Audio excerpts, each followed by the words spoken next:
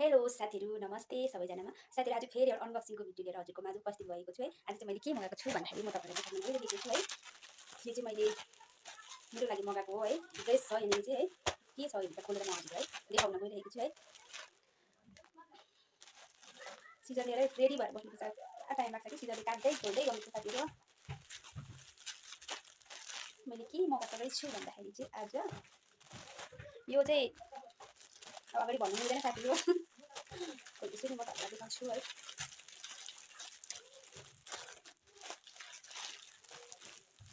मेसोमा धेरै सामानहरु है एकदम कम्ती दाममा राम्रो राम्रो सामानहरु पाउँछौँ हामी है। म चाहिँ प्रायः जस्तो मेसोबाटै मगाउँछु सामानहरु हो।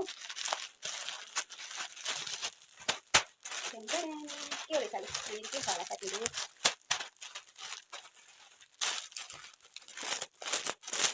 दाम पनि एकदम रिजनेबल हुन्छ हैन।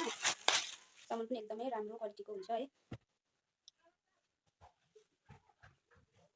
यो चाहिँ मैले साडी मगाएको साथीहरु व्हाइट एन्ड रेडमा है। एकदम दामी छ यो चाहिँ है। जर्जटमा आएको छ नि यहाँ चाहिँ यस्तो मजाले कस्तो मजाले बुनेको छ हेर्नुस् है साथीहरु।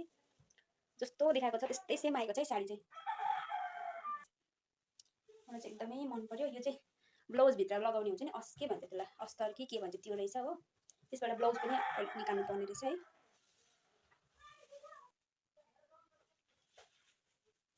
ब्लाउजको भाग पनि यसमै छ साथीहरु।